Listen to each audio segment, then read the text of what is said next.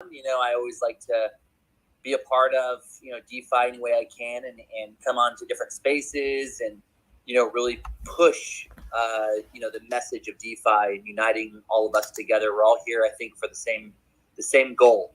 And that goal is, we're here to innovate. We're here to break barriers, and we're here to, crash those glass ceilings, and disrupt the new way of finance. So thank you so much for having me on. I really appreciate it. And I took a look at your guys' site before I came on. I've seen it before. I was looking at your roadmap. Love what you guys are doing. Love the charitable contribution aspect of what you guys are doing.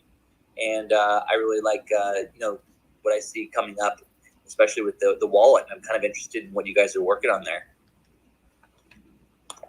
Awesome, Ryan. Thank you for the kind words. And I kind of feel like this is a full circle, because when I first got to know who you were, of course, head of global products for SafeMoon. At the time, I was known as SafeMoon Legion, dedicated member of the SafeMoon Army. But we evolve and grow and end up joining other projects.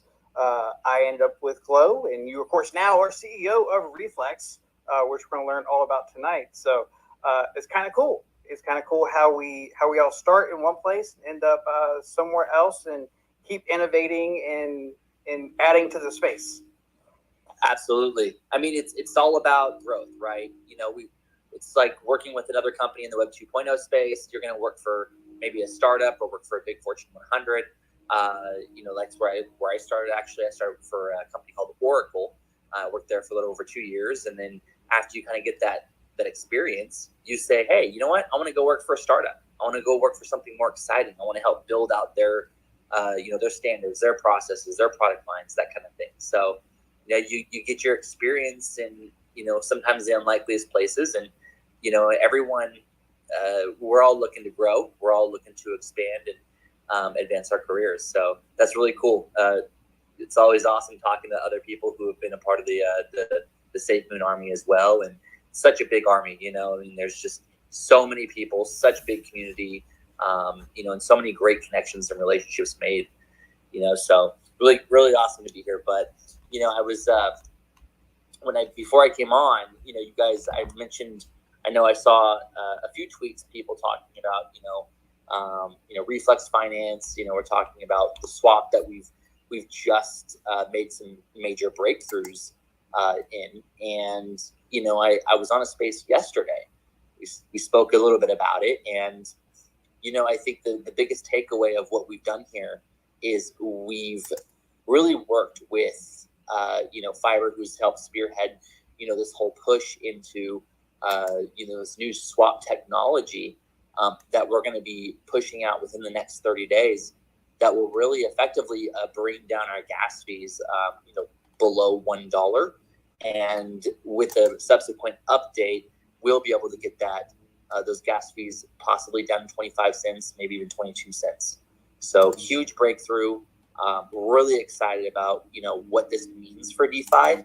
And it doesn't matter what company comes out with this kind of stuff. What matters is how we use it as a collective, and how we use it to go after those Web 2.0 companies and be competitive in this space. So what I would say is, although it's a great breakthrough for us, what this means for other companies and the technology and how we'll license this is going to be really exciting. I agree. I listened to that space and your AMA to kind of prepare for this. I have some exciting things coming up, and I definitely want to get into that on our chat tonight. Typically, the way we do it on GlowNation, we're kind of a little bit structured-ish in a way. Typically, what I do is have my guests tell us about the project. As like pretend like people in the crowd have no idea who you are or what your project is. So it's kind of a general idea, of what the project is. Then some more detailed questions. That's where I want to get into the swap for sure, because that's very exciting. And then we typically ask you questions about you, because I think everyone needs to get to know the people behind the pictures, realize that those are real human beings behind these accounts. And I also asked in the Reflex Discord and on Twitter for people to come up with questions. So we'll do a couple questions too. But I also have Shane up here as a speaker too. He is our COO of Glow. So Ryan, if you have any questions about Glow, please feel free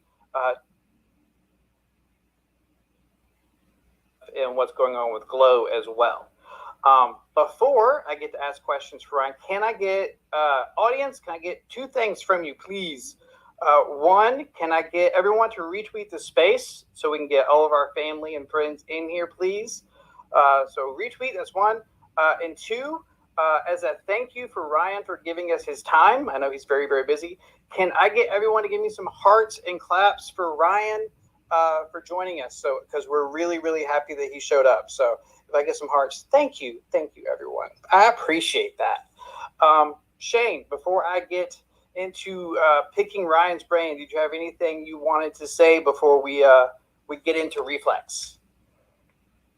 No, just want to tell Ryan, thanks for taking the time to jump into GLOWNATION. The lads will look after you very well. They're great hosts. And yeah, just for anyone who's new in the space, we'll actually be having our new roadmap unveiled on the 13th of June. And yeah, some exciting things coming with that. We're taking a bit of a new direction. You wouldn't have seen many cryptocurrencies do it. So yeah, we're definitely excited for it. Thank you, Shane. He's the man that makes all the deals and all the partnerships. So Ryan, be looking for Shane to be contacting you as soon as the space is over. That's usually what he does. He makes partners out of our guests. So be on the lookout for Shane talking to you soon. Okay, with all that said, Mr. Ryan, you'd be the best man to tell us. Can you tell the folks at home that might not know what Reflex is, just kind of a general idea of what Reflex Finance is? What it's a token. Tell us a little bit about it. Sure thing. So I'm sure we're all aware that DeFi is a new chaotic Wild West. And with that, you get a lot of freedom and flexibility, but you also get the people who take advantage of that, and the projects obviously that we've seen launch in the past that take advantage of the excitement and the dumping of new money that comes into this space. But you have rug pulls, you have these launch tokens that are maybe launching on other platforms that aren't doing proper vetting, and you don't really know who these people are, right? It's very anonymous. So here at Reflex Finance, what we're trying to do and what we are doing, what we're doing with mitigated risk, is we have a few packages that not only with our launch pad can you launch a token project, but we have launch packages that help us vet the projects as they launch. So we'll have like a gold, silver, and bronze package where we perform the KYC, and our KYC has artificial intelligence checks any type of documents or facial recognition that's basically sent in during this KYC. We'll check with other agencies, the biggest agencies in the world, government agencies like Interpol, DEA, all of the others. And we basically do a KYC on those individuals that are going to be launching on our launch pad. We do this to mitigate risk a little bit, because we want to make sure that the people who are launching these projects, they have the best intentions, and they're there to really build an honest project for honest holders. So that's what we're kind of about. But that was just the start, right? Obviously, when I came on in the project, it was it was making an impact in the space and making the space safer, and that's grown into something much bigger now. But in a nutshell, that is what Reflex Finance is all about. I can go into it for days, but that's kind of the summary. Love it. Thank you for that. I just like to make sure that we're trying to do here on Glow, we're trying to do a unite DeFi thing, right? We're trying to bring all projects together. So our goal on the show is to teach everyone about, the different projects. So teach the Glow Nation about Reflex Finance, and then in turn teach the Reflex Legion a little bit about glows, because we're all going to the same spot, right? So yeah, exactly. And with Reflex, what we're doing, I mean, obviously with the ecosystem that we're building, our Launchpad is just that first product that we're going to be launching. But all of the other products that we're working on right now help these entrepreneurs and help these token projects get off the ground much more efficiently. And by that I mean, even with Glow, I'm sure when you guys launched your project, there's a lot to learn. It's a very steep learning curve, right? You have to understand, how to build up that liquidity. You have to understand, when you launch, all the different exploits or different things that can happen with your token contract. You have to learn, how do I get these listed into different, dexes or exchanges? What can I do to help with marketing? How can I, ensure that I'm reaching the holders and I'm giving them the best, direct communication I possibly can? All these things go into, launching your project. And, for a lot of entrepreneurs and token owners, that's a lot of weight on your shoulders, right? So we're building an ecosystem. Our Launchpad is just one, but we're building an entire ecosystem that helps, give these entrepreneurs basically the best advantage they can possibly get through our line of products. So, as we grow more, obviously we're going to be helping token projects out a lot more. And that's the biggest takeaway, is that the more that we can help these token projects, the more that we can expand DeFi and make it a better place and make it a more inviting place for new innovation to come in.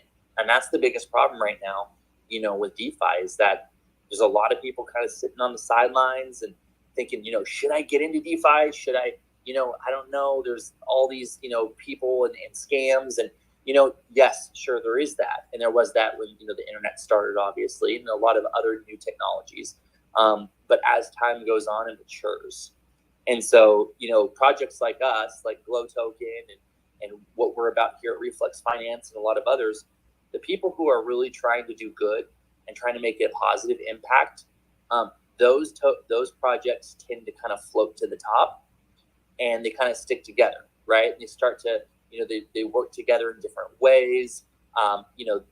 They're transparent with their community. They're always, giving updates on what they're working on and how things are changing.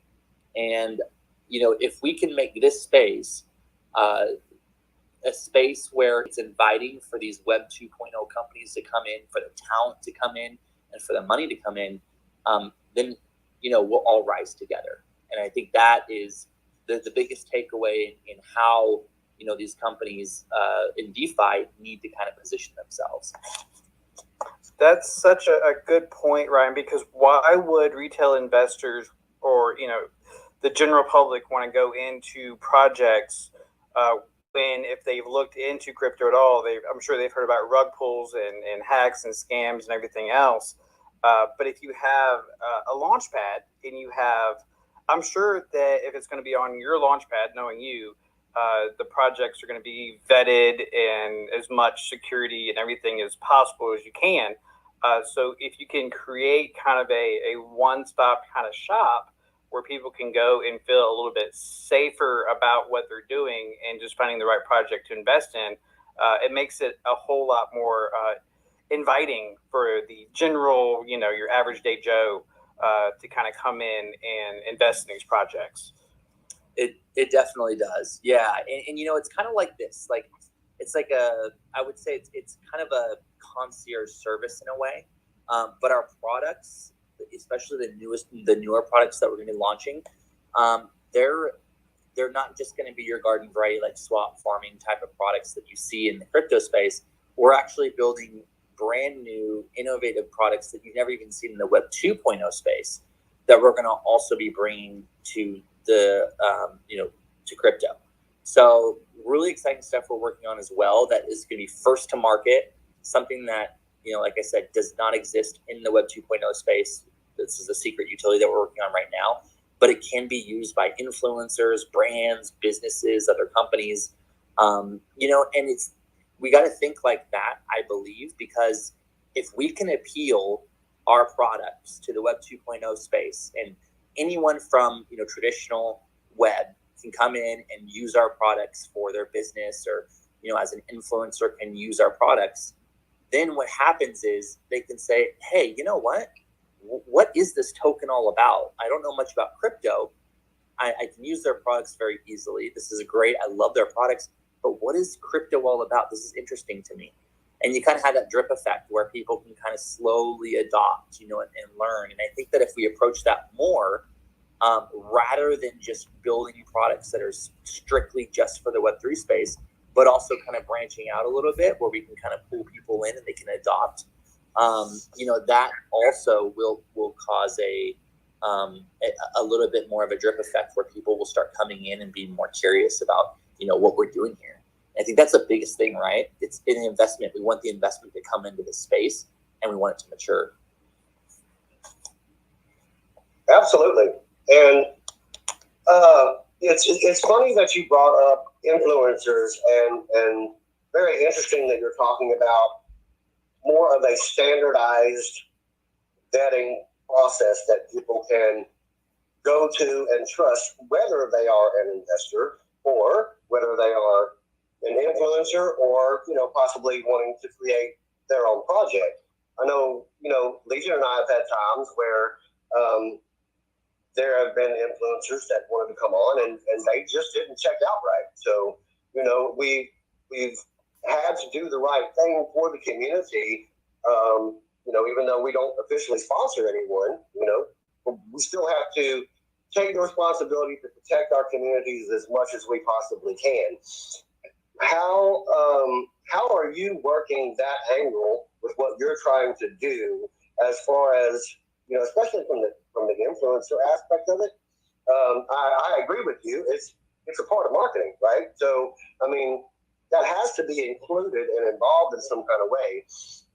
What type of things, if you're willing to speak about them, what kind of things are you really looking at when it comes to, say, an influencer or other projects before you're willing to put your name on it and Reflex's name on it? Yeah, definitely. So in my point of view, anytime we work with other people, typically we'll, for example, influencers, if they reach out and say, hey, we love your project, we'd like to talk about it, we'll look at their following, obviously, kind of look at their past, videos and what they've done in the past and how they cover, specific projects. And if we feel that aligns with, really what we're trying to, do here at Reflex, which is more, hey, we want to unify DeFi. We want to help out and bring everyone up together, because in my opinion, we're 10 to 15 years earlier. I believe that this space still has another 10 to 15 years to really mature. So we're all very, very early. And I think that if we do it right, if we really, give ourselves a good name and give ourselves a good reputation in the space, the people with the bigger money that are looking in, that are saying, hey, these guys are professionals, they're mature about how they're, building tech. They're doing it the right way. Yes, it's an emerging tech and it's a disruptive industry, but they're trying to do it the right way. I feel safe, maybe making that shift, whether that shift is using the products or, even putting digital assets into their token, or putting digital value into their tokens, so, and then from our end, also working with other projects. What's really important to us is, other projects that are doxed. So the developers or the people that are working on the project are doxed. Obviously, experience is important. I come from a sourcing background. So I was a recruiter. I owned my own recruiting company, I should say. And we had, accounts with Coinbase. We had accounts with Insightly. We had accounts with, Paycom, some really big accounts with some really great companies. And so I've learned how to really source and really find the right people for the roles. And I feel like the roles that we have filled here at Reflex, when we have a solid team, very, very experienced and very talented people that work with us. So I would, the same goes for a project. If we are looking at different projects or working with different projects, we want to know, where does the experience lie, with them, and what do they want to do? Do they want to do something good? Have they thought through, their contract and how their contract works. Have they thought through, their roadmap and, with their market cap, is what they're trying to go after possible, or are they overextending themselves?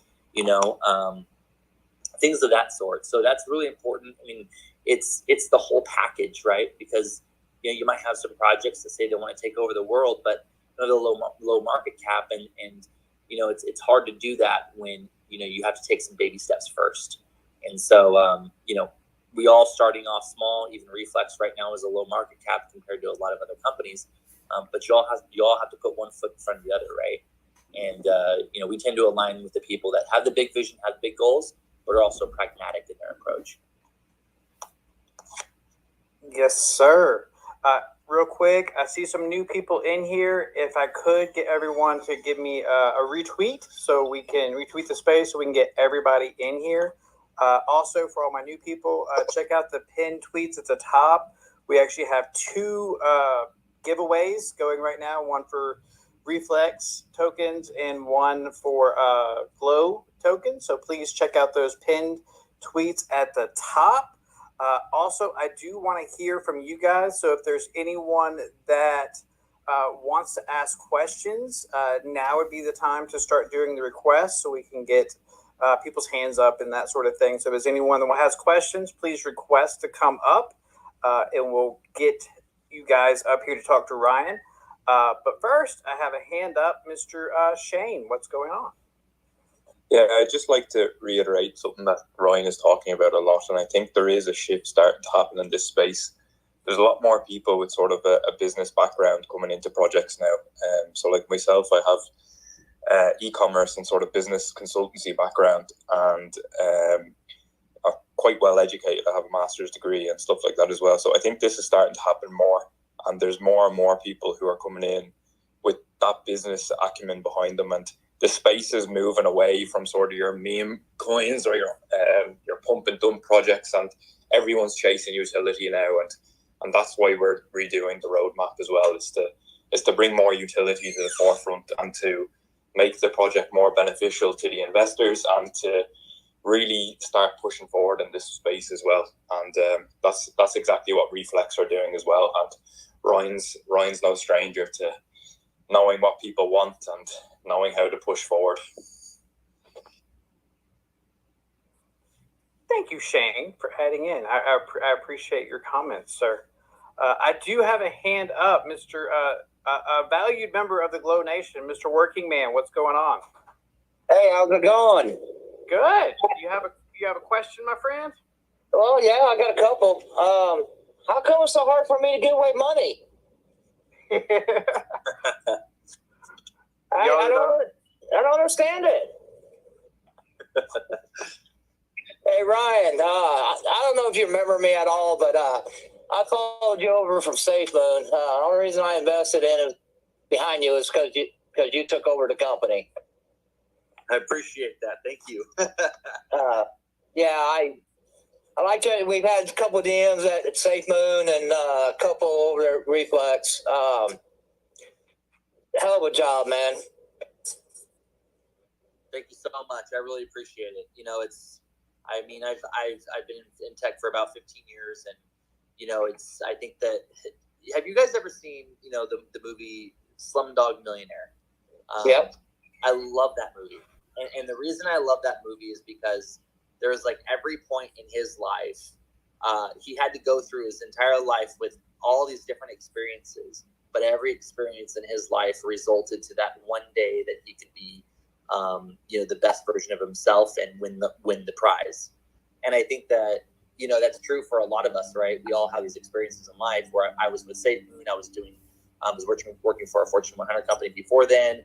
I was had my own recruiting company before then. I had 2 other acquisitions, 2 other tech companies that got so everything kind of resulted to this point in time. And I feel like looking back at the experience, DeFi, along with other leaders in DeFi, I believe that it's people like us and people like the leaders of all of your other favorite token projects are kind of selected in a way to really push this whole movement and this disruptive technology forward. And I feel like this we have a point in time right now where we have a fork in the road. Either this could be amazing and we could really take DeFi and all of these new projects and innovative projects to the next level and do something big, or we squander it and we don't take risks and we don't push forward, and we don't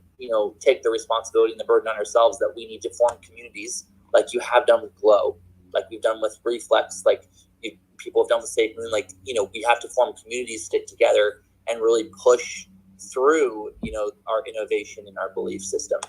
And I think that's why we're all here today. Thank you, Ryan. Well, just like I told Legion on my first space when I jumped in, you'll get to know my name.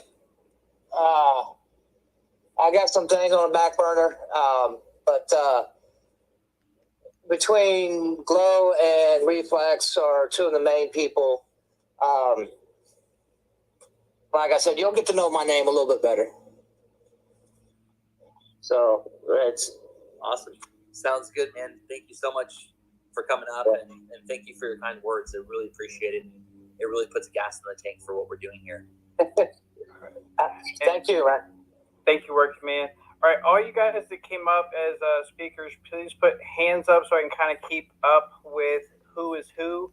I see 2 hands, but I know who came up first, so I'm going to see if Frizz, you came up first, so I'm going to go to you next. How are you tonight? Hey, guys. Thanks for, first of all, thanks for hosting the event tonight, and shout out to Legion and Jason and GLOWNATION as well. I mean, you guys got this great community. I looked at your roadmap, pretty strong project. Really appreciate what you guys are bringing to the space. So what my question tonight would be is, and this is for Ryan, of course, and that is, Ryan, you've always talked about an MVP, a minimal viable product. So my question would be is, what should we expect by the end of the month when Reflex Swap goes live? Maybe differentiate between that and what EverSwap has and say PancakeSwap. Yeah, absolutely. So obviously for anyone listening who probably maybe aren't familiar with the MVP, minimum viable product, essentially you always want to launch a basic version of whatever technology product that you're going to be going to market with. Always just a basic version. The reason for this is it helps out with product placement, target marketing. So when you launch a product, for example, you want to make sure that it hits with the right audience, that the audience even like the features that you're producing.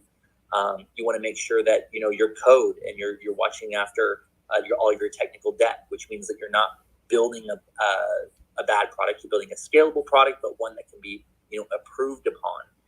And then lastly, watching your resources, because you don't want to build this big old product, push it out, ship it, and then find out that nobody even likes half the features that you shipped in your product. So it's always minimum viable product. So what Frizz is asking is for our MVP, our swap, our first version of our swap is going to be we're going to have very, very low gas fees. It's going to be more of it's not going to be the big breakthrough that we've basically found within the last announcement that I made. It'll be still an amazing swap that we're going to have low gas fees on. We're going to be able to bring on swap partners. We're going to be able to ensure that the way that we launch this is in such a way that it can be upgraded. So our swap, as we build onto it, we build our ecosystem and products around it, it's going to be easily upgradable. So this first MVP, we'll start onboarding all of our partners, getting them situated, making sure that they take advantage of all the other features that are in the swap.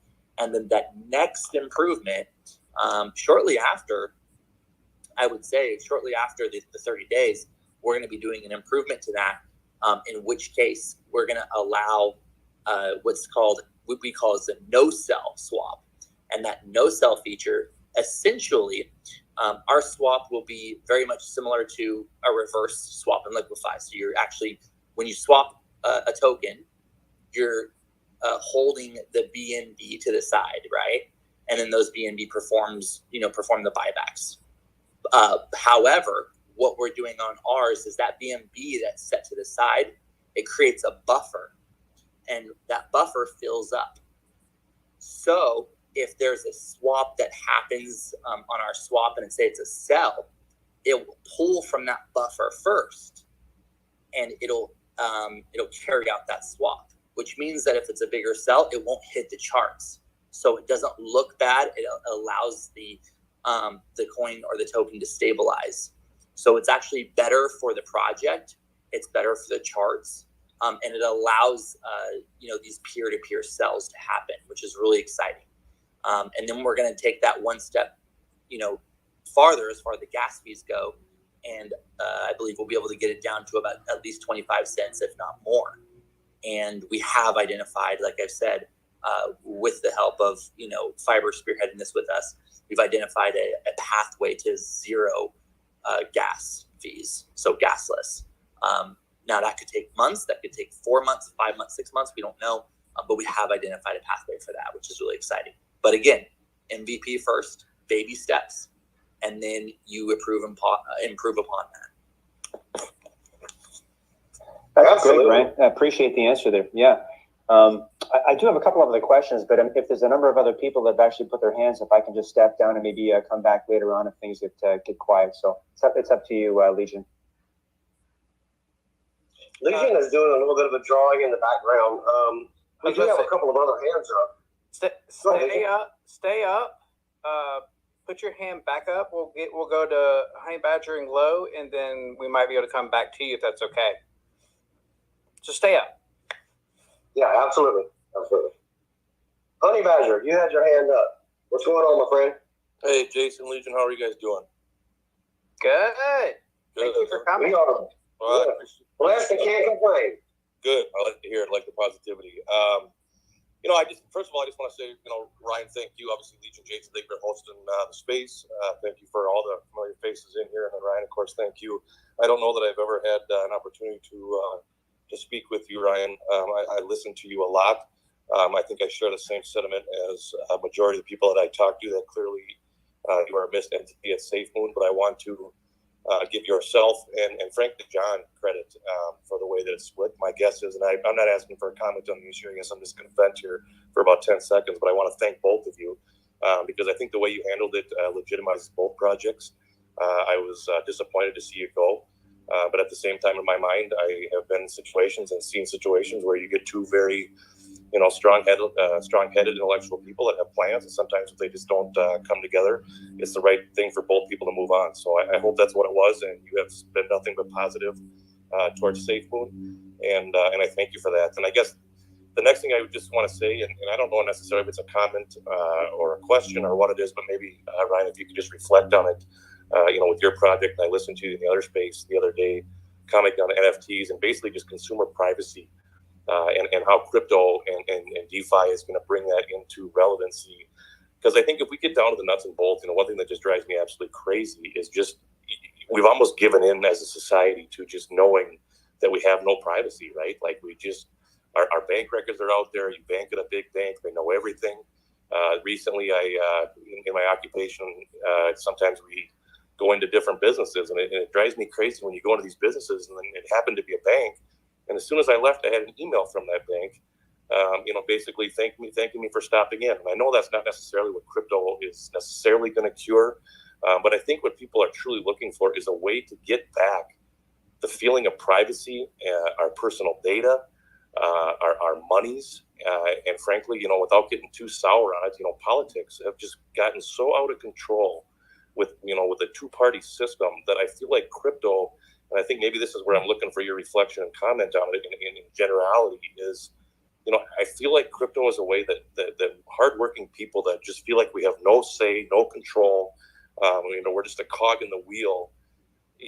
My hope is anyway, is that these good projects out there, I hope we weed out the bad projects, the whole pump and dumps and all this silliness, I hope as time goes on in this bear market, those filter away, people like yourself, and my hope is SafeMoon, Glow, I hope all these good projects surface and can give us normal voting individuals a little bit of power and try to navigate this insertion of crypto into the world that we live in without having, government shutting it down because they're threatened by it. And I'm just so happy to see that we're somewhat embracing at least the idea to a certain extent of whether it be either regulation or oversight or just transparency, that it's not necessarily a threat to the government and the governance that we have, but simply a means of saying, like, enough is enough. So I'll leave it there. I hope with that little rant, you can kind of see where I'm at. But again, thank you for the way you've handled yourself, Ryan. I mean, you are nothing but very tactful, and you're a pleasure to listen to. And you are by no means, I feel the same with John Caroni and many other people in this community. You're not a rug pull. I think that, regardless of, the success of the good people in this industry, there are a lot of you that are good people trying to make a difference. And I thank all of you and happy to be along for the ride. So I'll leave it there. Again, thank you all for having me up, and have a great night. That was awesome. Everything you said there was awesome. I'm glad I was able to listen to that, Honey Badger. And it's, what you said really does hit home for me. I'll give you an example. I'm in Miami right now, and as I'm driving down, you can see now new ads coming out for Apple saying, the huge ad almost takes up, I would say, several stories of the building. And it said something to the effect of, because we care about your privacy. And people are starting to realize now, as these, Web 2.0 companies have completely data mined all of us, people are starting to realize how important privacy is. I think it takes almost and this is true for anything, it takes a catastrophe to happen before people start to reflect and think, oh, this is where we went wrong. This is what we did. This is what we shouldn't have done. I shouldn't have just given all of my data and all of my identity so freely. And, I echo that sentiment. I think that's very important. I think that's why a lot of us are drawn to this space, because they do respect the anonymity. I will say that obviously with that also comes this other side of people taking advantage of that. And we see that with rug pulls, and we see that with people who take advantage of well-meaning movements. And it's such a fine balance, because on one end you want to ensure that you do the right thing, you appease the government and appease the process. And right now, example for Reflex, what we're doing is we're building out and helping build out a framework and a pathway, so that whenever the SEC finally comes out with their framework of how these crypto companies should be managed internally and how they should be, basically in compliance, we are going to be ready for that. We've already started that process. But then on the other side, you also have holders, people who use the products, users, who are like, but I also like the DeFi flavor of being able to use products where I'm not completely tracked and surveilled 24/7. So you have to find that fine balance, and people start to realize that when they have privacy, they're starting to get back their power too. In a lot of cases, they start to get back their voice. They start to get back their purchasing power. They start to get back their ability to choose what products they want to use and how they use them and that kind of thing. So I think it's really important that, we all understand that here in DeFi, you can have a positive DeFi. You can have a DeFi that's, that basically, falls in line with at least what is required by a government, but then also keep that privacy and keep that purchasing power. And I think that's really important. And that's, obviously what we're doing with Reflex, our launchpad, even though we vet the developers and the project owners before they launch with our launch packages, we still have the ability on our launchpad for people to launch projects completely anonymous. They just won't get a badge from us. So we won't put our name behind it and say, yes, they were on a bronze, silver, or gold package. So there's a difference, right? So if you see that, then you know that we did our best to mitigate that risk. and we're still going to leave that there, because we still believe in, obviously, anonymity. But it is a fine balance, and it's that age-old question: how do you give as much privacy as you possibly can, but then do it in a way that you're also curtailing those who are trying to take advantage of it. Thank you for that answer, Ryan. I appreciate you so much. Real quick, I see GlowNation. I'm coming to you here in just a second. Your hand is probably about to fall off right now. I'm Maximus. I see you in the crowd. Please come up as a speaker because you're my winner for the 25 billion Reflex. We just want to say hi before we give that away. So please come up as a speaker so we can talk to you for a second because you're my first winner tonight. You're going to walk away with some Reflex. Mr. GlowNation, I'm so sorry. I see your hand has been up forever. What's going on, my friend? Hey, thanks for having me up, guys. Brian, killed that last response. You seem like you got your hand in a little bit of everything, so I'm sure you've experienced failures along the way. And I'm not just saying in crypto or any current ventures that you're having, but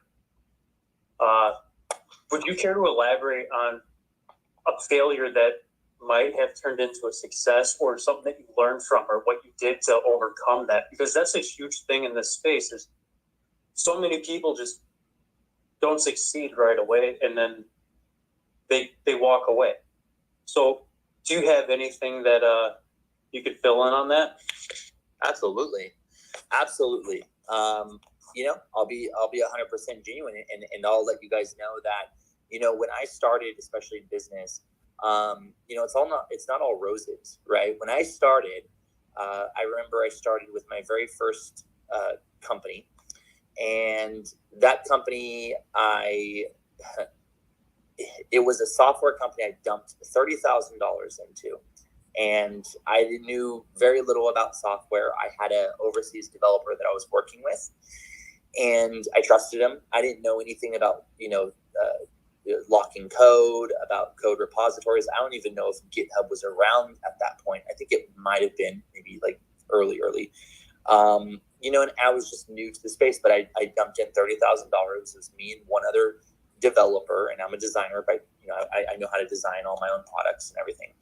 And so, we went to town for a year building out an inventory management system. And I was just going really fast. Like, we were building out this great system. Everything looked like it was going to, turn out perfectly. I was talking to a company in San Diego that was wanting to license it, was wanting to get on board. I gave them a demo. They loved it. After that news broke with the other developer, all of a sudden, I guess something shifted where it was, hey, maybe I can use this for myself. That was the last I heard from him. So that was really hit me hard, right? You're putting $30,000, a year's worth of work. And the only reason I had the $30,000 was because I sold my very first home that I bought when I was 21. And I rented out all the rooms just so I could have the home and make the payments. And I bought it right after the 2008 crash. So I bought it at a good time. But I took pretty much, not all of the money, but a lot of that money, and I put it towards this investment. And then you can only imagine, how that feels when someone runs off with your code and you'll never talk to them again. And that was a really, really low point in my life. At that time, I was doing this full time. I was working on it full time. And that was very scary. And so I had to kind of go back, get a job. And, but the passion of building something never left me. And it was like, well, if I could handle that, and people were like, that's horrible. Oh my gosh, I can't believe you went through that. You lost a year of your life. There was still something inside of you that says, you know what, these things happen. This happens. It happens to all of us. And maybe not to that degree, or maybe even worse, but things happen. And it's like, you got to keep pushing forward. And, there were times that right after that, I started another product that did okay. It was something that we did over 100,000 units sold internationally. It was something I invented. It was called Spider Grip. It was something I invented, but then all of a sudden our sales just dropped off. And I was like, how did the sales drop off? Lo and behold, an Amazon sponsored company basically ripped off our product, and they created a new product just like it. and our sales completely plummeted. We were no longer on preferred. They're no longer on a preferred. What did I say? The advertising. So we got dropped off from that. We couldn't even advertise properly like we were before. And that was my second hit. And you can imagine, okay, and then I had dumped money into that company as well. So you can imagine these things happen, right? But it's just, you have to keep pushing forward. These things can't get to you. You can't let them get to you. And this is all a part of the process. You know, I like for example, Gary Vee talks about this kind of stuff. You know, it's like you got to fall in love with the process, and you got to realize that these things happen. It's normal. You're not the only one going through it. Other projects are going through it, and you just got to kind of maneuver yourself through it and get do what you can to ensure that you're pushing a product or you're pushing something that people like. And once you get to that point where you push something that people like, then your third or fourth or fifth or sixth or seventh attempt, and me, I can't even tell you, I've had a lot of attempts before I started getting acquired. My first company finally got acquired. That was a tech company. It got acquired by a restaurant reservation system. And then my second company got acquired by SafeMoon. But it's like, I wouldn't have gotten like Slumdog Millionaire. I wouldn't have gotten to that point unless I went through all of these crazy experiences to get there, and then also, get through the landmines and navigate the landmines. Because once you do that, you can walk into any project and say, don't do this, do that, try this program, don't try that software. And I wouldn't do that with legal. I would do this with legal. Oh, you know what? This kind of, strung me up in the past. Don't do that. Do it this way. You just start to learn. It just becomes clockwork.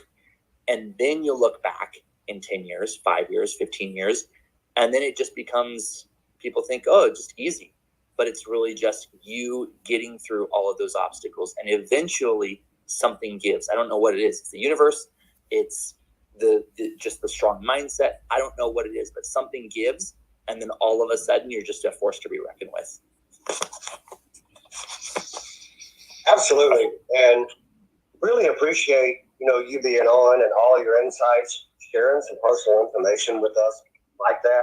I had several questions from our community that mimicked that concept, and that is personal challenges, all that. So really, really, really happy that you shared that with us. And our COO Shane, you had your hand up, sir. Did you want to jump in for a moment? Yeah, I just want to talk with Ryan a bit on that as well, because I think anyone I think it was my sixth business before I actually earned a cent from it.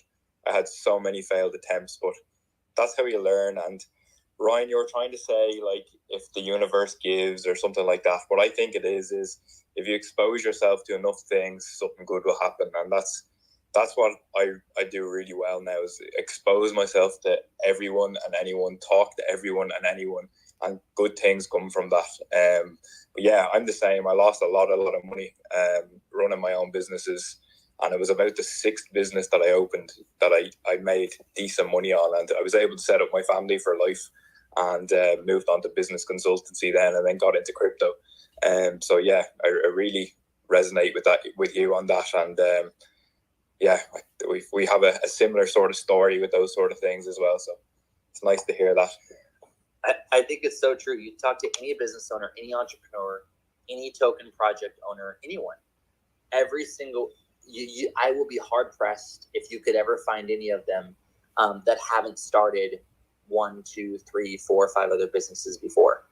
I would be hard pressed to see if you could ever find that. Very, very rarely do you ever see an entrepreneur who's successful, who's started their first and only business and became successful. It's very rare, very rare. And the reason for that is because you have to be able to handle the adversity. You have to be able to handle people coming to you and not agreeing with you.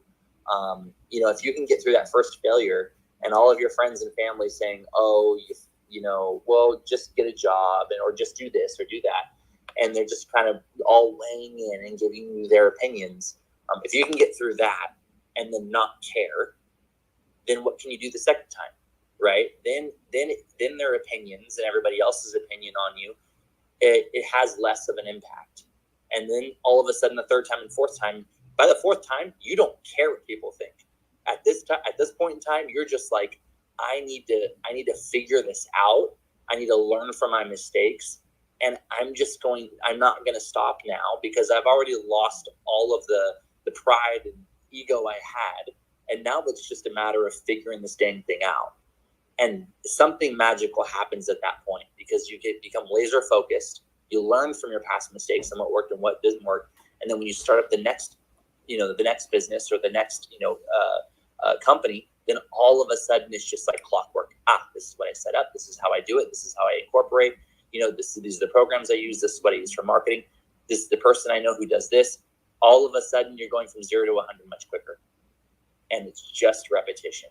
And so, at the end of the day, I feel like that's true for a lot of different things, not just starting a company, obviously, but that's true for, even relationships and friendships. And it's true for, a process in a job when you maybe move from one company and go to the other, and you know how to come in and say, oh, I know how to do this. And then it's just clockwork. So I think that, in this space, this is different than the Web 2.0 space in crypto, because if you fail in this space, everyone tries to hold your feet to the fire, for failing. And they say like, oh, and people will jump to conclusions and maybe think that you did it on purpose, or maybe that you had malicious intent. And that's very unfortunate. So it is much harder to get going in this space than it is your traditional Web 2.0 space. Because if you raise, say, for example, capital from accredited investors in the Web 2.0 space, typically they've been through it time and time again.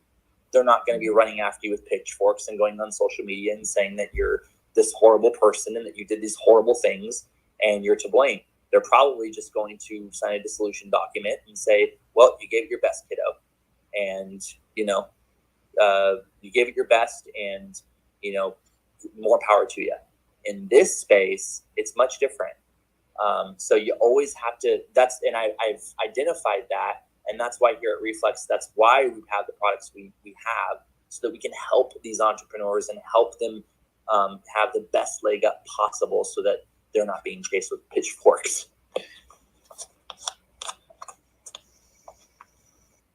Thank you for that answer, Ryan. I just realized I have iMaximus up here as a speaker. Finally, I just need you to say hello. How are you tonight, sir? Hey guys, I appreciate the win here, and invested in both these projects, and that was awesome. Appreciate it. Thank you. Awesome. I'm glad we get to add to it.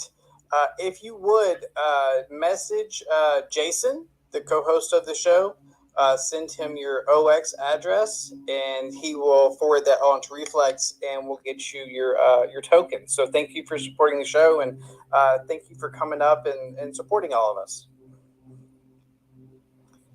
All right, my hands. I think, y'all excuse me if I go in wrong order. Please don't be mad at me, because we usually, GLOWNATION, usually my crowd is very shy, and nobody talks. So I'm winging it here. So y'all be go with me.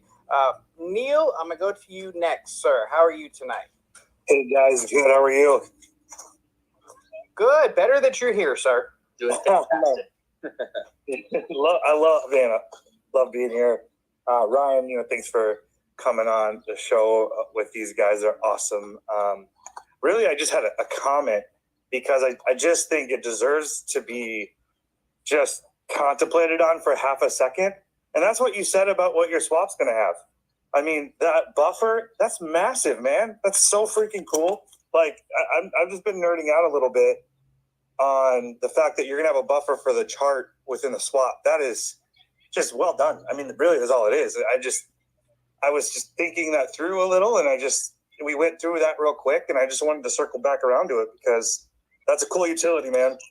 It's huge. And there's a lot you can do with that too. So, it can also, there's different things that we can do with that, but I'm not going to get into too much of the technicals, but you can also think rewards, different rewards for different partners that we bring on, ways that we can, use that for staking. I mean, there's just so many different things. And as this kind of this this concept and opens up, we're going to be able to really innovate. But like I always say, you got to have that foundation first, build the foundation, get it working, then we can do some really cool stuff with it. And that's not just cool for Reflex, but cool for our partners too. Absolutely, man. And all about Unite DeFi. I'm with Enhance. Love what you guys are doing. Love what Glow's doing. But just wanted to really appreciate that for what it is, just on its own face, and excited to hear as you guys develop it more out. So that's cool. Thanks, guys. That's all I had. Hope you guys are doing well. Good to see you. Thank you. Yes, thank you, Neil. Neil is, for those of you who are new, a very strong friend and partner to Glow. Lots of really cool things, I should say, going on with Enhance and with this project. So when you get a minute, definitely check him out as well. Dee, you have had your hand up, and before your arm falls off, what you got for us, Dee? Hey man, thanks for bringing me up. It's really just a quick few questions for Ryan. Ryan, if you could explain that to me again, that feature you were talking about where it injects the BNB back in so it doesn't affect the charts? Yeah, so basically, the way that it works, you have your standard swap and liquefy was, okay, every swap transaction, the user is paying a little bit more in the native token, and that native token is set aside.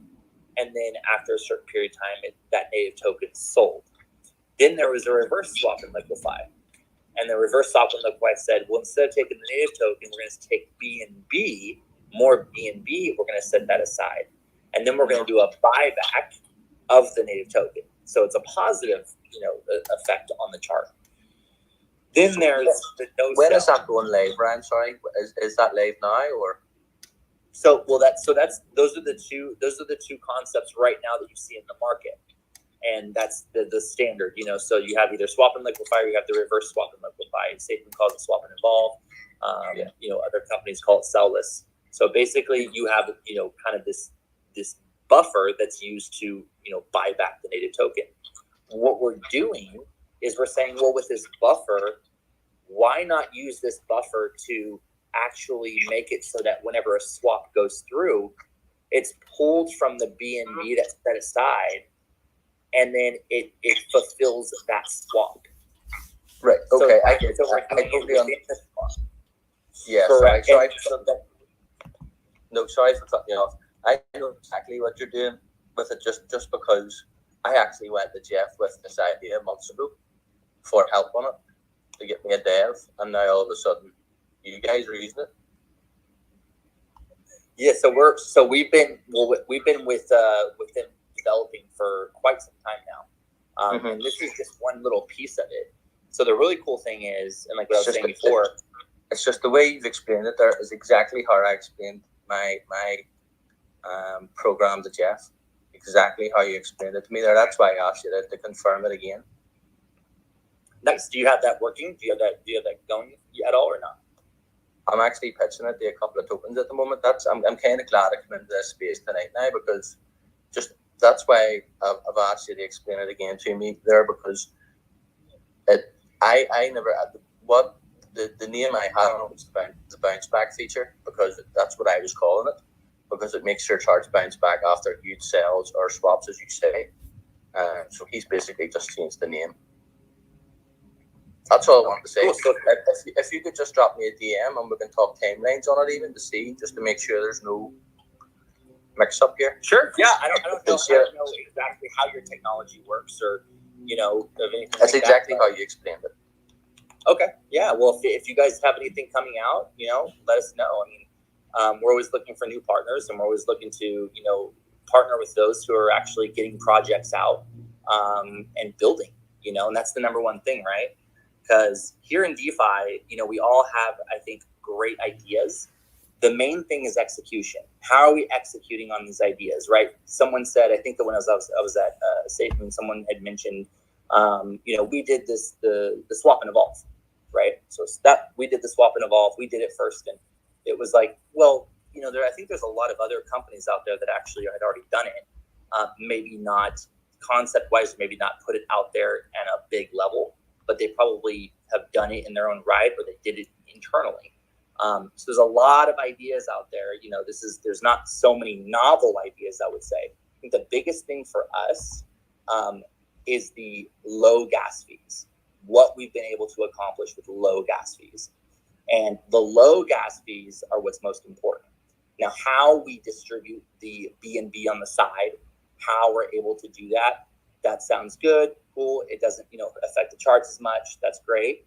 The biggest thing for us was, can we compete with the merchant processors in the Web 2.0 space? And that's with low gas fees. So we've been able to get it below $1, which is very, very good for a swap, especially, and when I mean below $1, I mean below $1 for tokenomics. So tokens that have tokenomics, right? We've been able to get it below that. We've already confirmed that we'll be able to get it below around 25 cents. So what does that mean for us competing with Web 2.0, companies, right? So that's an idea. Hey, how can we get these low gas fees at 22 cents, 25 cents? It's execution. So we got to be able to execute on all the ideas out there.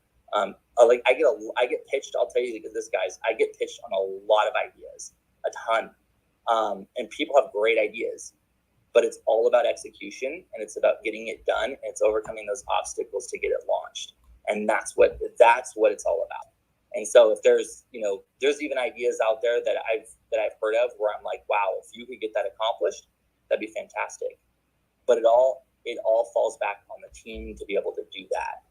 And as we build products in DeFi, we have to be able to compete with the Web 2.0 companies, period.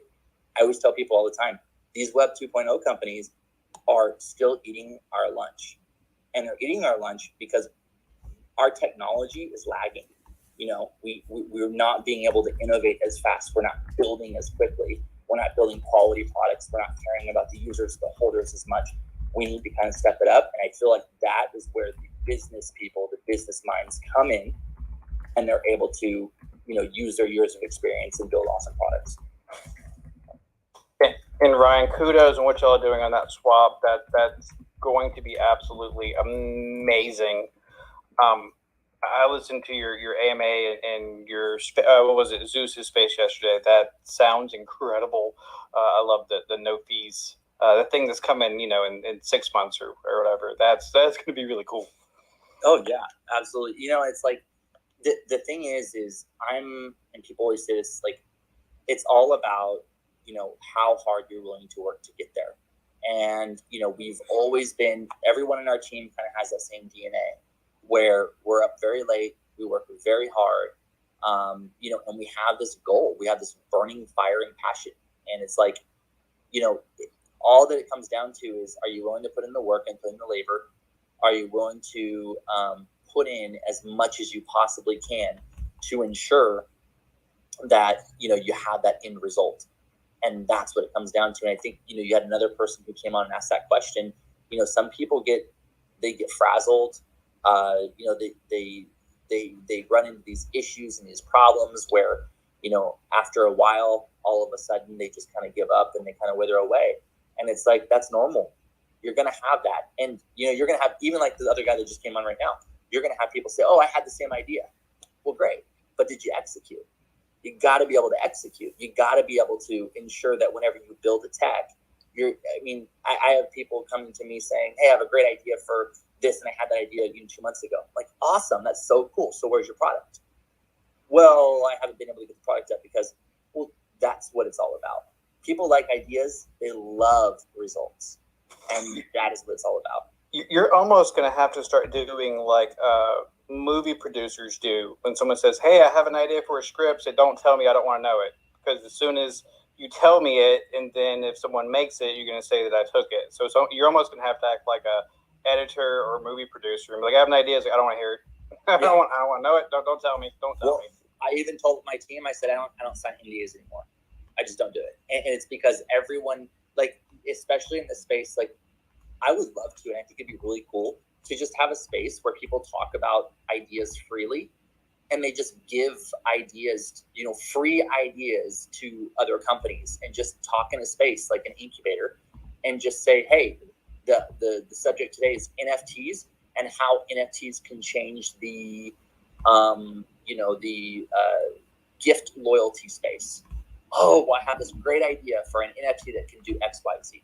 It's like ideas are a dime a dozen, but for the certain people who want to put in the work, who want to put in the risk, who want to put all the things on the line to ensure that it happens and they can make something of it, then maybe that idea will touch on someone that will actually, risk it all and then, build something and produce. And so that's like, I think, especially in DeFi, not all, but many smart contracts are out there. You can review the smart contract. You can look at the functions. You can see what it does. You can get some ideas. Even code is like that, right? So if you build a product, and I don't know how many people know this or how many people are familiar with coding, but if you build a product, if I'm going to build like a file upload, for the product, I'm not going to go and code. The developer is not going to go and code the file upload widget all by himself. He's probably going to get it from a library. It's already been built by someone else, maybe, a year or 2 years ago, and it's just been maintained. And he's going to take that little library and he's going to use that plug or use that component, and that's it. And then he's going to build on top of that. So he's building off of old things that have already been built, and he's building new ideas. So I think that, and when I started out, I'll tell you this, I was always very like, oh, I have this idea. And I remember when I first started, I would try to talk to investors about investing in me when I had ideas. And the investors would say, well, great. Well, what have you done so far? Let me see. How much traction do you have? Oh, I don't have it built yet. I know it'll work. I know it'll make $1 million. Well, okay, that's awesome. That sounds great. You sound passionate. But what do you have done? I want to see, what you actually have done so I can see that you're very serious about this. And at that time, I kind of took offense to it. I was like, well, doesn't he believe in me? Doesn't he believe me? It's a great idea. Doesn't he believe this could be $1 million idea? And what the difference is it's not the $1 million idea. It's the team. It's the drivers. It's the team behind Glow Token, right? The team that built the contract, that put everything on the line, that brought the community together, that wanted to make it come to life, that did the website, that did the marketing, that all worked together to build something great. And that's what matters. That's when you show you care. And I always tell people, when someone cares about you, there's effort. Effort equals care. So if you really care, you put in effort. And so that's always been my mantra. That's always been my personal belief system is, we can go out there, do good, and care. In other words, put in effort. Put in the work. Yes, sir. I agree 100%. Real quick, I have some new people in here. So if everyone could retweet the space, please, I'd really appreciate it. Also, I do have another giveaway for Glow tokens. I have that pinned to the top. So if everyone could go check that out, I'll be doing that here in a little bit. Frizz, I see you. I'm coming. I also want to give a shout out to Jeremiah. I'm so happy that you're here. I would love if you came up and said hello, Mr. Jeremiah. My favorite space host, Mr. Jeremiah, is in here, but he hasn't said hello yet. But that's okay. My heart isn't broken or anything that you're not talking to us, Jeremiah. Maybe he's busy, but that's okay. Love you, Jeremiah. Oh, heart. Yay, I got heart from Jeremiah. That makes me happy. Mr. Frizz, you have been so patient. Please tell us what's on your mind. Hey, thanks, Legion. I appreciate that again. So I just want to say, just sitting here listening to the wisdom oozing from both Shane and Ryan regarding their business experiences with regards to successes and failures. I feel like I'm sitting in a business mentoring class, and I hope that anybody in the audience is actually sitting, listening, and taking notes, because you're not going to get this in a university, guys. It's not going to happen. You actually have to talk to people that have rolled up their sleeves and hit the pavement and done the work, blood, sweat, and tears. And this is where you're going to get this information from. So just a shout out to both Shane and Ryan for sharing that with us tonight. So my question going forward is to Ryan regarding our swap again, getting back to Reflex swap. So what I want to bring up is slippage. And, of course, Pancake swap, it's a manual slippage. EverSwap is auto. With regards to our swap, we've talked about the pool, or it's also been discussed as possibly like book order 2.0, so to speak. So a scenario was brought up the other day regarding, let's just say I want to buy 500 billion tokens, but there's only 400 billion tokens sitting in the pool. The extra 100 billion tokens would be pulled from, say, PancakeSwap back to fill my order. So let's just discuss slippage. What functionality, if any, will be attached to, say, the Reflex swap? So there's going to be a few things we're going through. I wish my dev was here, then he can explain a little bit better than I can. But basically, we have a few things. This first will have anti-arbitrage, so we'll be able to ensure that there's a medium for the different liquidity pools. We have an anti-arbitrage mechanism that fires, and then for the slippage, what we are going to end up doing, and I did this for SafeMoon actually, we're going to end up adding this. So as tokens get added, the tokens will be able to set their own slippage, and it'll be automatic. So whenever they come to the swap, they'll be saying, hey, you know what? My token is, say, for example, my token is enhance. And, we have, I don't even know. I'm going to say Reflex because I don't want to kill that. My token's Reflex with a 15% tax. Okay. So we'll be able to get that from the partner as they come on. They'll be able to set that 15% tax. And anytime a holder comes in, that will automatically set for them, and the slippage will be set. So we're working out different ways and how that will be handled if there is an overage. Obviously, it pulls from PCS, but we want to do it in a way that also mines the different features that we have within the swap. And by those features, I mean the rewards that we give back to the different tokens that are partnered with us. So there's a whole nother rewards mechanism where the native tokens will collect for our partners as well. So we're looking at like all the different things and the different technical, blockers and obstacles to ensure that this whole process, is smooth, and we're mitigating any type of risks for the swap not running as smoothly as we want. So there's like a lot of I would say, first, there's a lot of things, like a lot of complex stuff that we're working on right now, that we have to ensure that whenever we deploy this, we deploy it with the least amount of risk, but with an MVP mindset, meaning we have the basic swap working, everything's good. If we need to do on-the-fly ad hoc updates, we can. But as far as slippage goes, that's kind of how we're handling it right now. But obviously, that's going to be up for improvements too. So there's going to be other things that we're going to be doing with the contract that we can do ad hoc, because it's going to be updatable, which is really exciting. And many swaps aren't, by the way, are updatable like that. Ours is going to be. Yeah, thanks, Ryan. I really appreciate the information on that. Absolutely.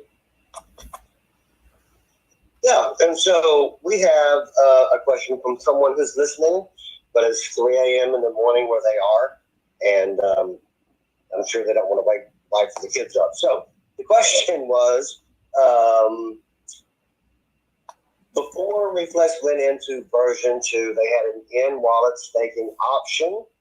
Is that something that will be coming back? Yes, we are. It is on our roadmap. We're working on that. So we have a few things that we want to get knocked out. The V2 we just did. We upgraded our V2 contract. We saved a ton in gas by doing that. So, which is going to impact all the holders, which is going to be amazing. So that means just a tad bit more reflections, basically, and reflection value that we'll be able to save on the gas for the distribution. We upgraded our distributor, so that's what helped with the gas. Then now we're doing the swap. The swap we've been in development for quite a while, but now we're getting closer to launch this within the next 30 days. Right after that, we're going to be doing our farming. And then after that, we will be doing the staking. But we don't want to do the staking too quickly, because people are already staking right now at Blue Labs. We have a partnership with them. So people are able to stake currently. But later on, once those durations end, because they will end, they'll be in time for our staking. And we want to do the same staking that we had before, where the tokens don't leave your wallet, they stay in your wallet, and you still get to have compounding and harvesting. And then we'll have different durations as well. So 2 to 3 pools.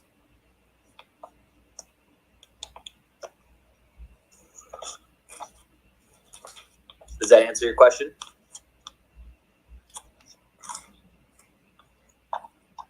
Yeah, that answers the community members' question. Oh, awesome. Thank you, Ryan.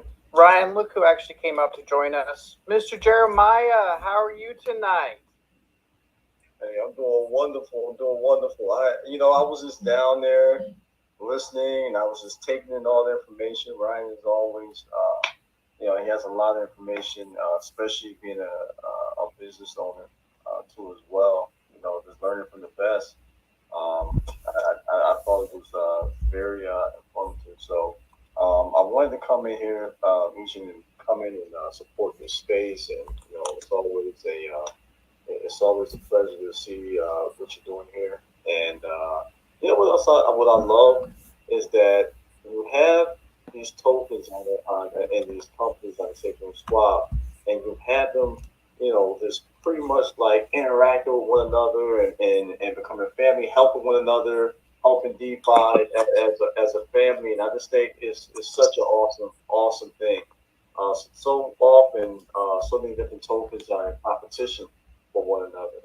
And here it's not about that. It's all about, like you mentioned, sharing information and connecting with one another and building partnerships. Because at the end of the day, we get on this mothership, we reach the moon together. And I'm invested in Hope, Reflex, and Glow, and a few others, Glow Token, and obviously Safety. But I just love the whole vibe that you guys are creating. So it's just, so cool, man.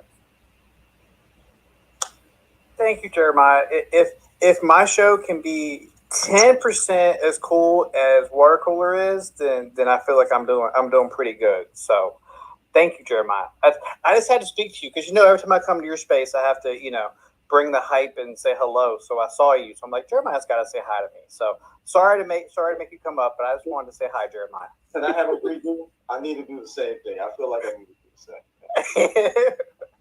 Jeremiah, good to hear from you again, buddy. Good to hear from you too, man. I don't want to take up anyone's time because I was like, we just spoke yesterday, man. But no, you ain't taking up anyone's time. You're up here asking questions just like everyone else, man. Love to have you. I appreciate it. Well, I'll stick around for a little bit. And Legion, how you doing, my friend? You doing good? There you go. That's I appreciate it, man. Hey, Jeremiah, you have VIP status in GLOWNATION space, so anytime you want to come up, you come straight to the top, sir. Oh wow, man! Well, listen, I appreciate you're the CEO and the vice president and president. I love them all. I love you, man. So thank you. I appreciate that, man. Nobody special. I appreciate you. Thank you for coming up, Jeremiah. I couldn't not have him come up, right, Ryan? I mean, I couldn't not do it. No, if you weren't going to say anything, I was going to say something because I saw him peeking over there. I was speaking a little bit. But Ryan, why I'm up here, okay, so at what, it's a corny question, I guess, but at what age did you realize that I need to start my own business? I'm an entrepreneur. Did you have a job? What was your first job? So, okay, you want to know? Okay, so if we go back in time, when I was in 5th grade. So 4th grade, okay, there's a few things here. One, I would go with my mom, and she would take me to Costco. And when I was at Costco, I would ask her if I could buy the big packs of Airheads. When I was young, at that age, Airheads are really big. You remember the Airhead? I don't even know if they sell them anymore. They might, but maybe in specialized stores. But they had the Airheads candies, and they were huge when I was a kid. So I'd buy the big pack, and then what I would do is I'd bring them to school, and then I'd sell them at school. And so they would call me the Candy Man. So they'd be like, Ryan, the candy man. And like right after lunch, people would, get ready. I'd pull out the candy. I'd pull out the Airheads out of my bag. And then all of a sudden, like everyone in class would, just start buying, the Airheads off of me. And then I was like, oh, awesome. Now I have extra money that I could use like for the next day, when I wanted to get snacks or whatever. I have extra money. And so the teachers got really upset with it. And then they ended up telling me like, hey, you can't do this anymore. And they actually took my money. Like and they were like, we're going to leave this after class and you can get it after class, but you can't sell it anymore.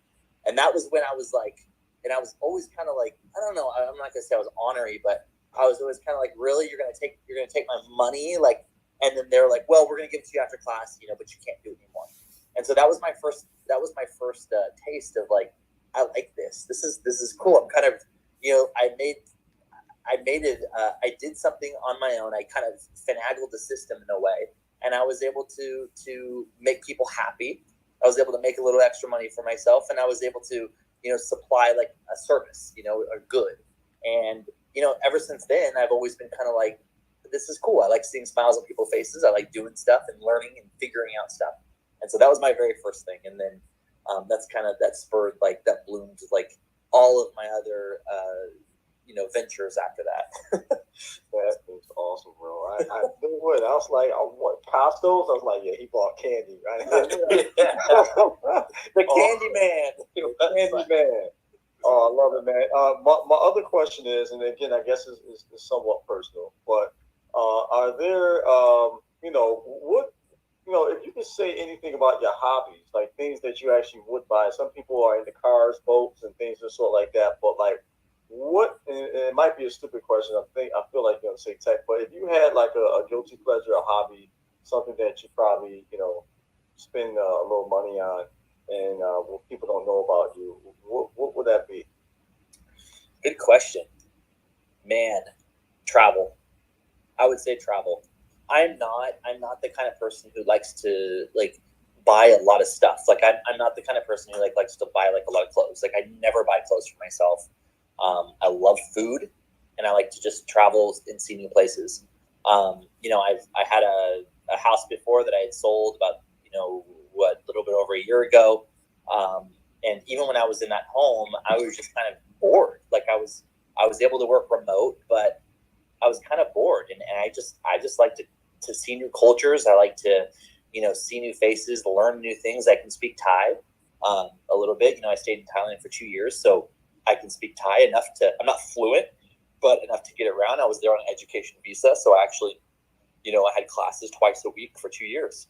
And so I can speak enough Thai to order food and get in places and, have small conversations. And, I think it's fascinating that, we live on this huge planet, and many of us will maybe spend a few weeks, a year if they're lucky, maybe traveling to a place. And typically a lot of people would just travel to like a resort.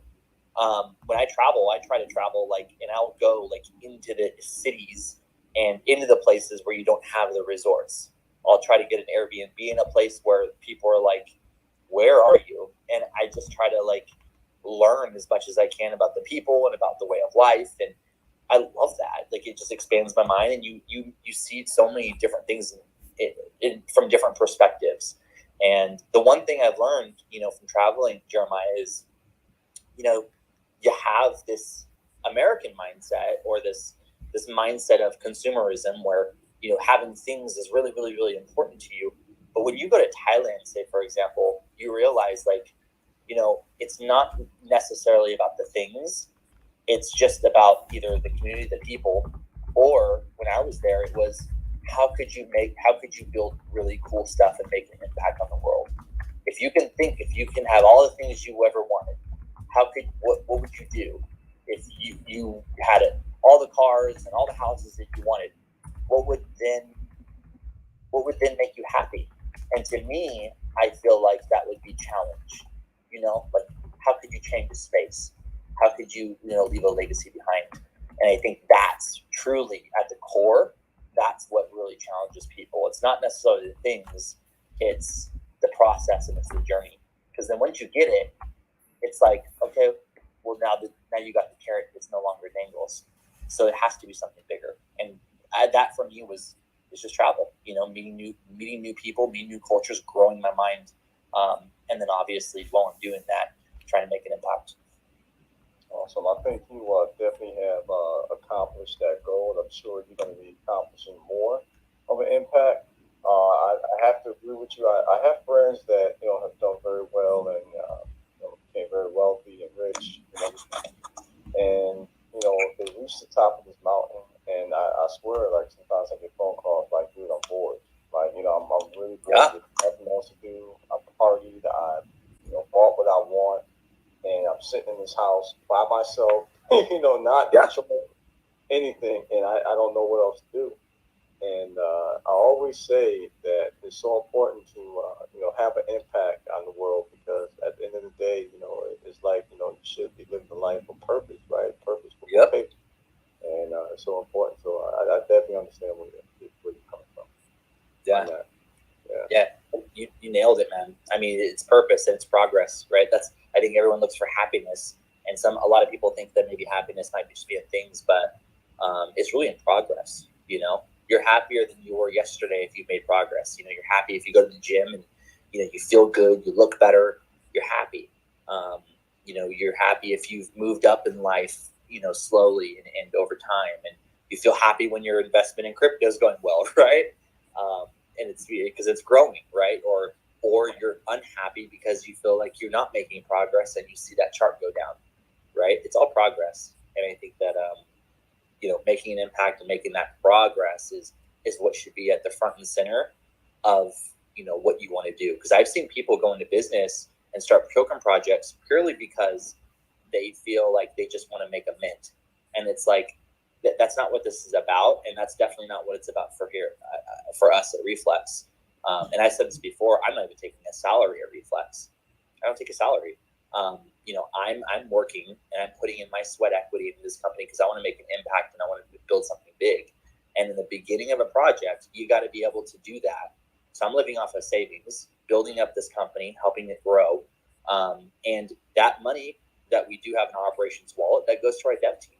It goes to people who are there developing the product while, I'm basically there to facilitate, consult, and obviously run and design and do everything that I possibly can to make sure that this is growing the right way.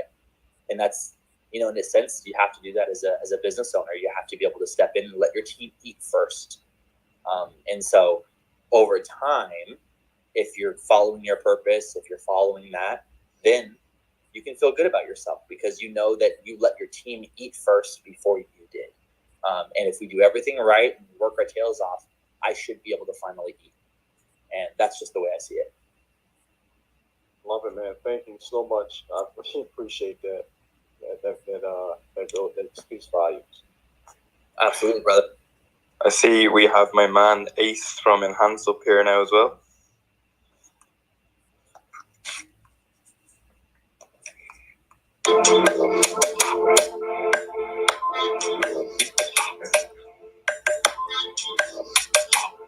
Y'all know what it is. Watch out for me, I'm about to go. Hey, Glow Nation, what's up? You better watch out for me, I'm about to go. What's up? I see a lot of gloats in here today, man. Yeah, you're right. I said gloats. How's it going, brother? What's up, Ryan? How you doing, big man? Well, Ace. Jeremiah, Shane, Legion, Greek, Jason. Oh, man, I see all the gloats in here, man. How y'all doing today? Doing awesome. Good. So happy you came and joined us tonight, Ace. Yeah, man. I've been busy myself, so I hadn't had a lot of time to pop in some spaces here recently, man. And I just happened to have a free, quick second, and saw all my peoples up in here, and I figured I'd pop in and say, "What's up?" I'm glad you're bringing the energy to Glow, Ace. I appreciate it. Hey, man, we got some things in the works, baby. We kind of glow up over here, man. Yes, sir. And after we glow up, I'm trying to flex on him a little bit. I'm gonna have to get with my man Hound, man. He don't respond to my DMs because the man don't follow me, but you know what I'm saying? I'll let him slide one time. I didn't even know that you messaged me, man. I gotta check. There's a ton of DMs that go into this other category in Twitter, and it's like messages. I already know, man. I never check them. I always bro. feel so bad because people will put me on the spot and be like, man, I sent you a DM. I'm like, oh my gosh, I didn't even know. I'll check it and then I'll get back to him. So I'll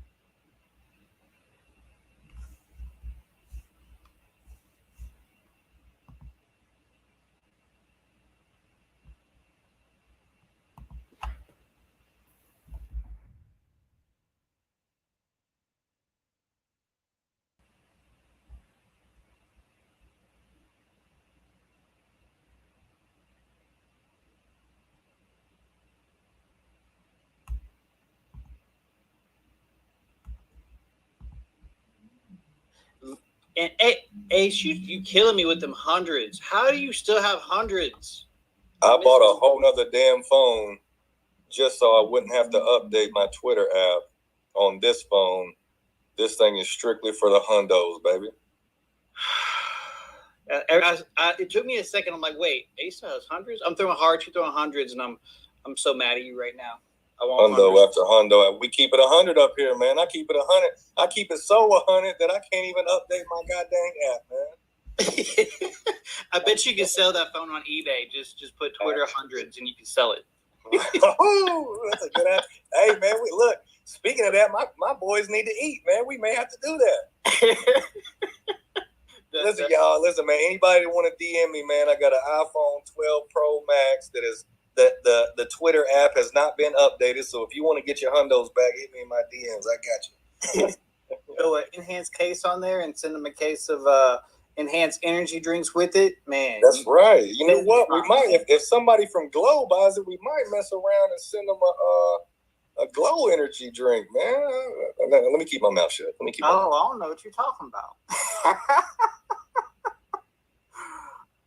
Let's go to a hand. Let's go to a hand before we say too much. Frizz, you still up here, man? What's going on? Hey, I hate to be that guy in the room to actually bring everything back to asking Ryan questions, but I'm going to be that man tonight. Sorry about that. Oh, but good. So basically, listening in on a number of different AMAs over the last couple of days, Ryan had mentioned something about, the closed loop system. And also, information back from the devs that they were able to do something new in the space that had not ever been done before. So with that, looking at the updated roadmap for Reflex for 2022, I know that Ryan also stated that after having received the information from the devs that new technology could be, green lighted, I guess, going forward for other utilities. So my question would be Ryan, what do you see Reflex doing in 2023 over and above the 5 utilities that are going to be launched this year in 2022? Awesome question. So basically, 2022 will be focused on building the foundational products, right? Farming, staking, swap, obviously having a tip of the spear type of swap technology that we're going to be launching all of our products on top of. 2023 will be focused on building upon products that are using that swap technology so that we can compete in Web 2. And what I mean by that is making sure that the products that we're building not only fit within our ecosystem of helping new token projects, but also fit within our ecosystem of making DeFi a safer space and bringing in more people, more users from traditional Web 2.0. And by that I mean creating products that kind of cross, that can work cross-functionally between both kind of industries. So our new products are obviously going to be much bigger in scope, because now that we have this technology, we're going to be able to really upgrade our thinking.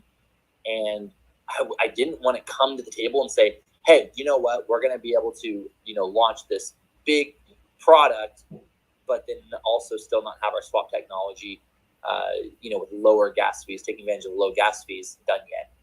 Now that it is, now I'm very confident in the new products that we're going to be launching in 2023. And those are going to be the ones that are going to be more revolutionary in style, rather than farming, staking, swap, things of that sort. But still, in 2022, you guys are also going to be getting my secret utility, which has never been done before.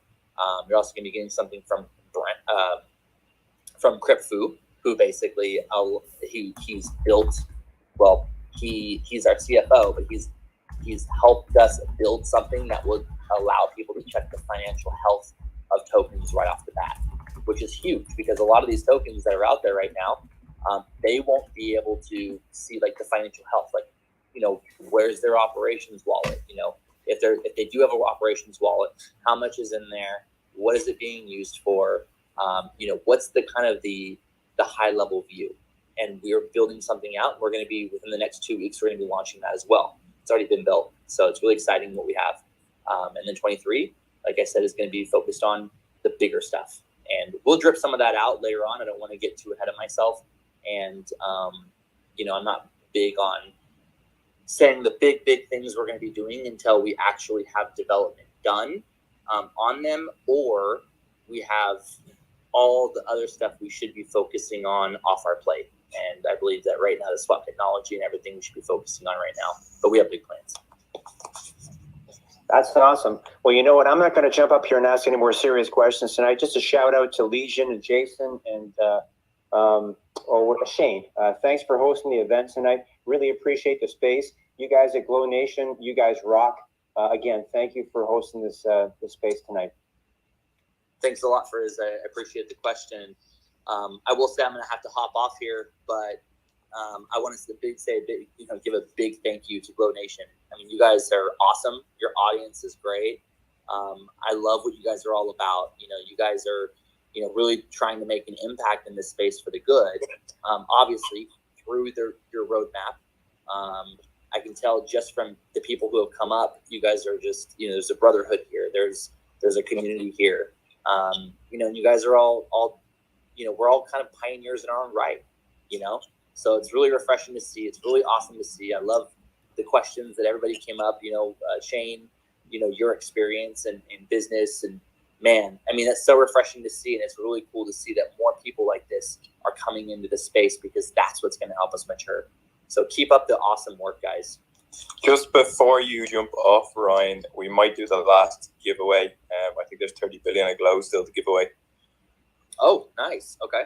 Yeah, actually, I've been doing that in the background. I did the Twitter picker, and Neil, actually, Enhanced Neil, you actually are the winner of that 30 billion Glow. So if you would message Jason, yep, I give away a lot of stuff to Enhance people, Ace. I really do, and because Enhance really does support Glow, so I appreciate it so much. So yeah, Neil, you're the winner.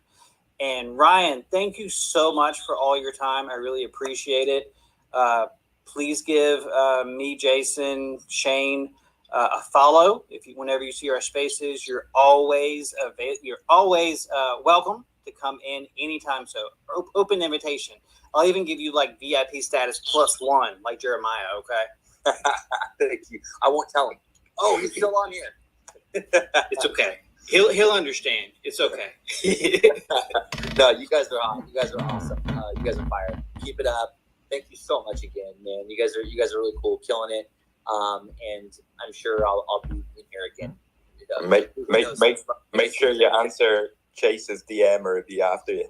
Yeah, get with me, Hound. Get with me, Fud Hound. I will. I'll be there, brother. Thank you, Ryan. Appreciate it. Hey, and I tell people all this. This is my closing statement. I always tell people, thank you. I always give a proper thank you. I always let everybody know, how awesome their questions were. And then I say at the very end, stay hard. I'm out. See you guys later. Thanks, Ryan. All right. And, oh, hey, Zeus. I see Zeus is in here. For those of you still here, I do need to give you a quick insight to what GLOW is, actually, because there's a GLOW space. GLOW is a deflationary token with 10% BUSD rewards, 15% buy sales tax. But of that 15%, it goes to good places. 10% of it goes back to you in BUSD rewards. A little piece of it goes toward lottery. If you hold at least $20 worth of GLOW, you have a chance to win at least $100 worth of GLOW every day. It's a daily lottery, randomly picked. Then if you hold at least $50, then you get a chance to win $10,000 worth of BUSD for simply holding $50 worth of GLOW. And there's no transfer tax of GLOW to transfer between two wallets. So if you have over $100, you might want to put it in more than one wallet because it gives you more than one chance.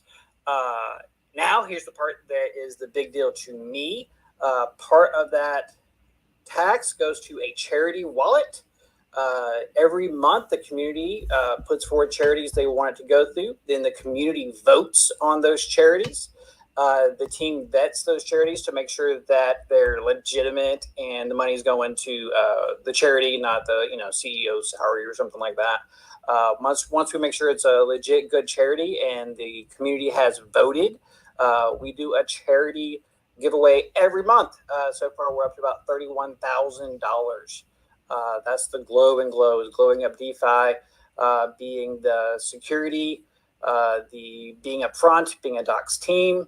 That's what GLOW stands for, and being GLOW in the world, shedding a little light in the darkest places of the world. So, and we've got to do that every month since we've started.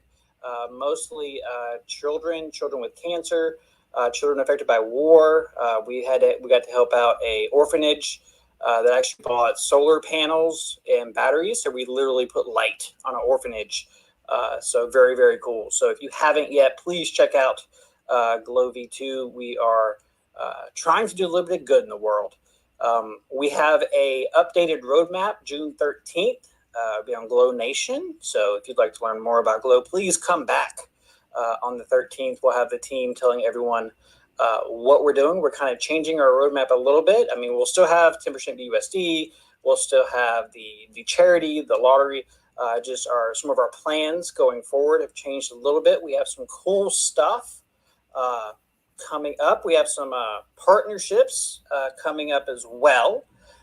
And that's going to be Monday. So please come and check that out. Okay. Well, I guess I can actually end. Ryan had to go. So I will go around and ask everyone their closing thoughts. I'll start with you, Mr. Shane, because I know it's really late. And you're probably about ready to close your eyes and get like 10 minutes of sleep before you get us another partnership. So, Mr. Shane. Yeah, I did well today. It's 10 to 2, and I didn't fall asleep on a space today. Normally I wake up in my office asleep on the desk. Well, thank you for staying up with us, Shane. We really appreciate it. I just want to tell everyone big thanks for taking the time out to join our space today, and we hope to see you all on the 13th of June for our new roadmap. So, as Legion has said, the fundamentals behind the project will not change at all, and we'll still have everything at our core. There'll be no change in tokenomics or anything like that. It's just there's going to be some new aspects to the business. So, as we said before, we are Glow Token LLC, and the token is only one part of us. And the parts on the roadmap is just a small part of the overall plan. I can't tell you too much, but I'll tell you there's so much more going on in the background. A lot of it thanks to Shane. There's a lot of cool stuff going on, but you'll get little hints of it on the 13th. Exactly, and as Ryan was talking about, and before, the roadmap is going to be intentionally vague because we want to be first to market with a few items. And unfortunately, to protect yourself in crypto, you need to be intentionally vague when you have some pretty cool things you're working on that haven't been done before, and you want to make it happen. And we're not going to tell you anything's coming out or a date for anything until it's already up and running and operational. And then we'll say, cool, it's coming out this date. We want to make sure to hit all those marks. So we're doing the roadmap the way it is on purpose, for sure. Okay, next, Jason, man, you booked a banger of a space. Good job, man. Today was amazing, and it was all thanks to you. Well, thank you. And, it's fun, and really appreciate all of the other guests, if you will. Ace, Jeremiah, Neil, Zeus, all of you very influential people that took a few moments to join us and be with us and share your thoughts and experiences. And, of course, the entire Glow core team who's here. And, Shane, obviously, for all the magic that you work in the background. And so, just stay tuned. On Monday, we are going to do the updated roadmap thing here on GlowNation. And a lot of really fun and exciting things coming with Glow, with GlowNation, and some other things that Shane will probably be telling you about on Monday. So really appreciate all you guys. Everybody in this space is super busy. So, for those of you that tuned in and, just shared your thoughts, your ideas, your comments with us, we appreciate you. And now you're obligated, and I expect to see you back. Yes, sir. I agree. Oh, I need to go over a couple of the pin tweets too. This space is being broadcast on the Greek DeFi Guru's YouTube channel. So if you want to go back and listen to it there, you can. Also, we have it streaming on the Glow official page. We're trying to build up that YouTube channel as well. So I have that pinned to the top. So if you have not subscribed to the Glow official YouTube channel, please do that. I have it pinned to the top. Jeremiah, thank you so much for coming up. I really appreciate you. And all my questions, everyone, thank you so much.